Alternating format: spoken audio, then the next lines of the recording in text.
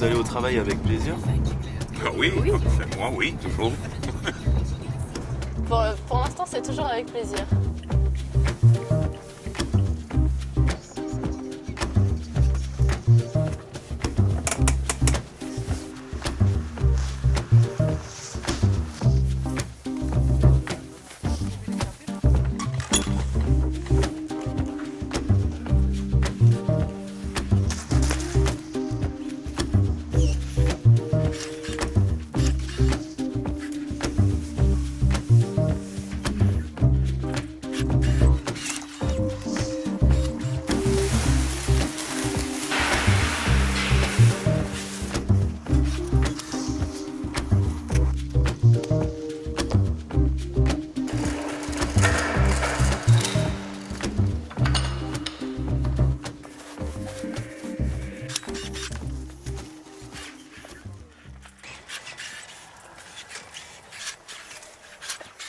C'est bien silencieux aujourd'hui, c'est la caméra qui te fait peur. Non, non, on ne parle pas tout le temps. Hein. Est-ce que tu peux nous expliquer le mode de taille? Voilà, c'est le guyot simple, un côte, une aste. Voilà, le côte pour retailler l'année prochaine dessus, puis l'aste pour vendanger. Et puis après, la longueur, ça suivant le pied, la vigueur du pied. Quoi. Est-ce que c'est difficile d'acquérir la technique? Non. Bon, vraiment bien taillé, même la première année, c'est pas ça. Quoi. Donc, après, vous posez cette question à ma fille que je lui ai appris il y a que 4 ou 5 ans qu'elle taille. Non, ça va, maintenant c'est un peu automatique. Quoi. Quand je suis sur le pied, j'arrive à visualiser la taille. Est-ce que c'est difficile de trouver des bons tailleurs? Ah, ça c'est une bonne question. C'est-à-dire que les bons tailleurs, en principe, ils ont du boulot. Alors c'est vrai que c'est dur d'en trouver.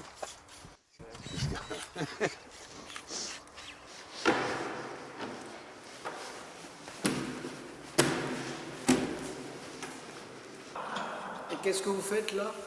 Alors là, c'est un soutirage. Je transfère le vin qui est dans ce garde-vin dans un autre garde-vin.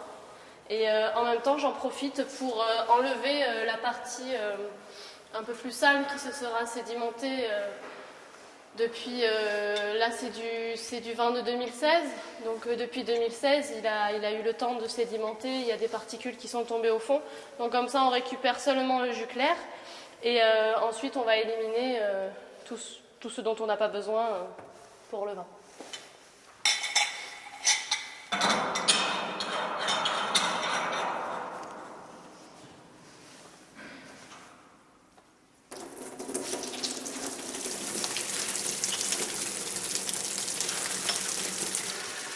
Mais là, il est bien clair, il est joli. Est-ce que c'est difficile d'apprendre toutes ces procédures? Au départ, oui. Quand on arrive la première fois dans un chai, on a l'impression que c'est un peu un labyrinthe et avec plein de tuyaux, des pompes, on ne sait pas dans quel sens ça se branche. Mais c'est des choses qui s'apprennent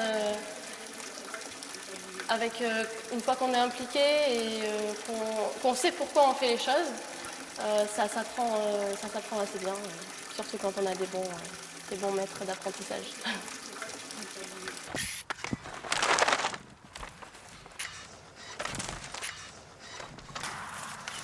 Combien d'années d'expérience est-ce que vous avez? Ouf, 35 ans.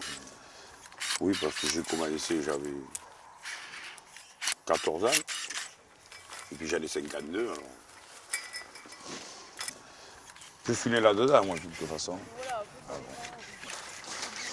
Mon père était là-dedans, ma fille est là-dedans aussi. Mon frère aussi. Mon gendre, c'est pareil, il a une propriété, enfin, on est tous là-dedans.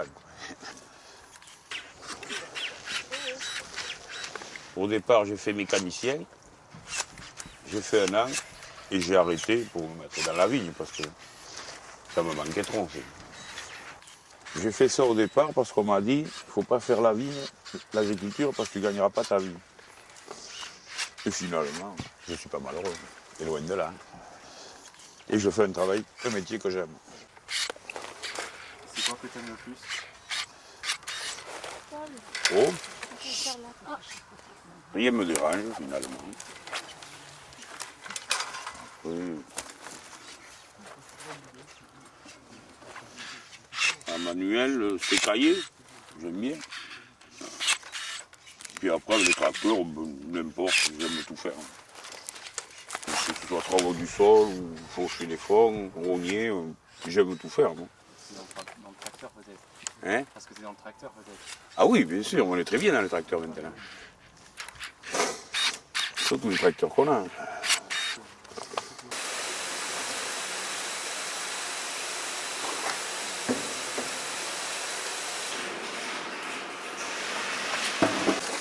Ça fait longtemps que vous faites ce métier? J'ai commencé en 2012. J'ai appris le métier. Et est-ce que ça vous plaît? Oui, c'est pour ça que je continue. Ça m'a passionnée depuis le début et aujourd'hui je ne me vois pas faire autre chose.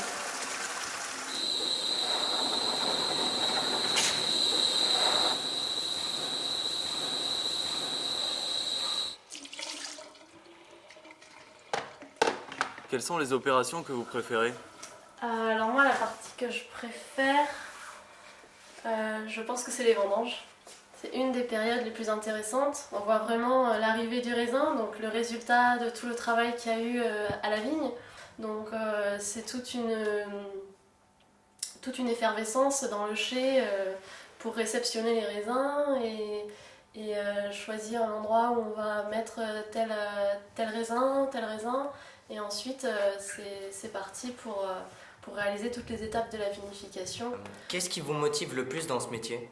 Moi, j'ai été attirée par ce métier parce que déjà, j'ai toujours été attirée par le côté agriculture. C'est quelque chose de vivant et c'est surtout qu'on sait pourquoi on est là. C'est vraiment quelque chose de concret.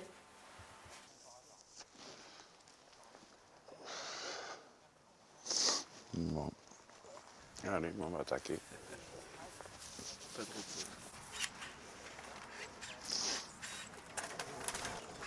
C'est pas trop dur physiquement?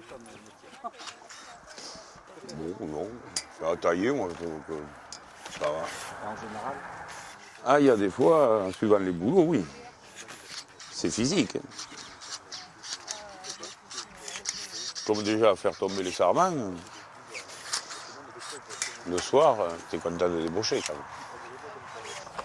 D'ailleurs, j'ai de gros soucis de dos. C'est bon ça, hein.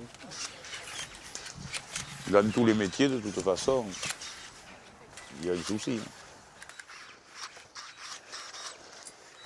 Avec l'âge, ça devient dur. Ah ben oui.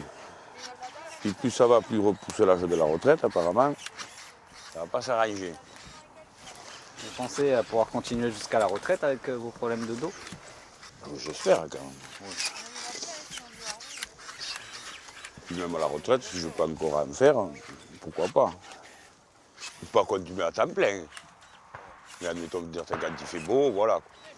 S'il pleut, je resterai à l'abri. Place aux jeunes après.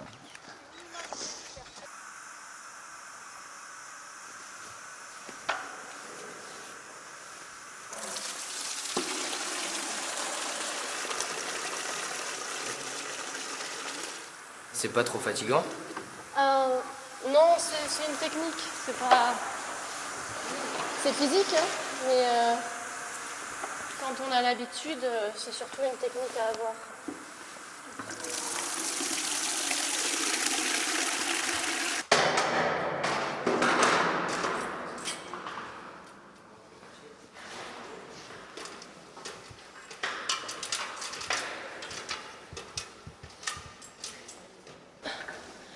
Bien sûr, rien ne se passe comme prévu.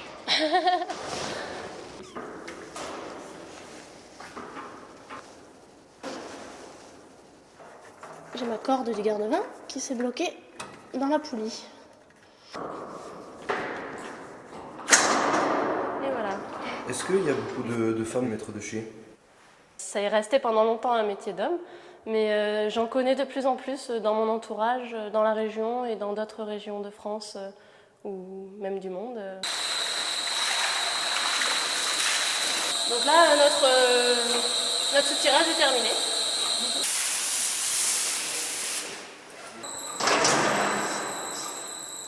Donc j'ai soutiré mon garde-vin numéro 2, que j'ai mis dans mon garde-vin numéro 4.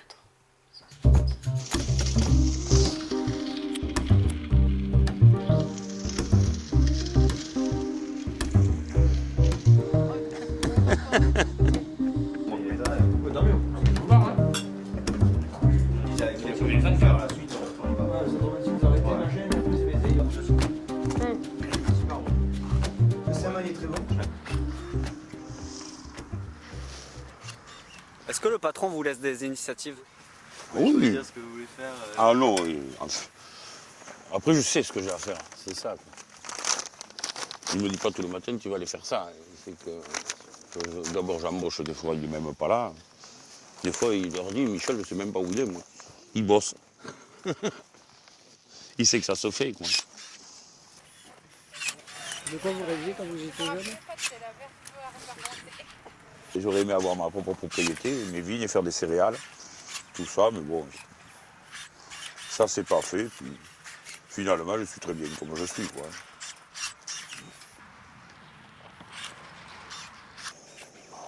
Et en dehors de votre métier, qu'est-ce que vous aimez? Ma femme. Non, après, j'ai pas de loisirs, moi. Vous partez jamais en vacances? Si, je pars en croisière au mois d'avril. Hein. Vous voyez que je suis pas malheureux.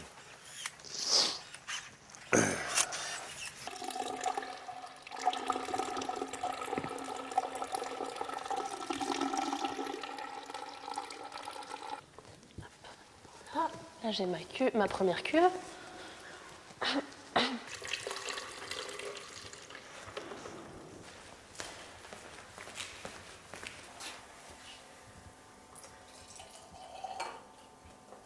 Je vais goûter et voir si l'assemblage correspond bien à ce qu'on attendait.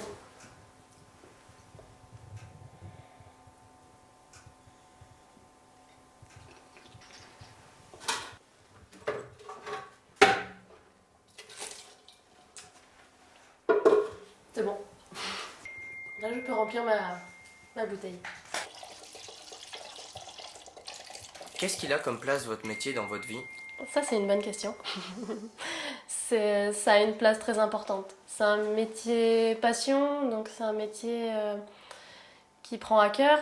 Et même si on fait quand même en sorte d'avoir une vie à côté, une famille, des amis. Mais c'est vrai qu'on l'a toujours dans un coin de la tête. Mais c'est ce qui permet aussi d'être content de se lever le matin et d'être content d'aller travailler. Pour moi qui veux me lancer, qu'est-ce que tu me conseilles? Si t'aimes ça, fausse. Ah oui. Il faut que tu aimes ça, sinon il ne faut pas le faire. Ça, surtout pas. Hein. Il faut que tu te lèves le matin, que tu sois content d'aller bosser, tout ça. Sinon ça ne t'arrivera pas.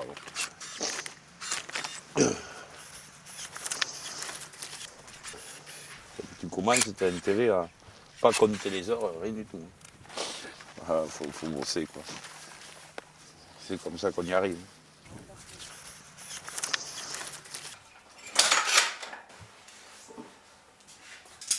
Voilà, on a notre échantillon.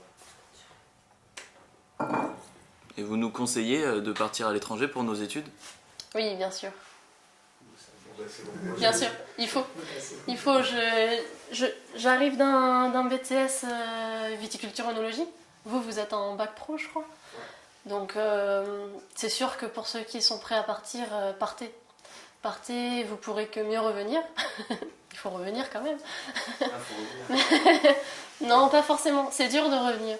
Non, je suis partie 6 mois en Nouvelle-Zélande après mon BTS. Et ça a été la meilleure expérience de ma vie, oui.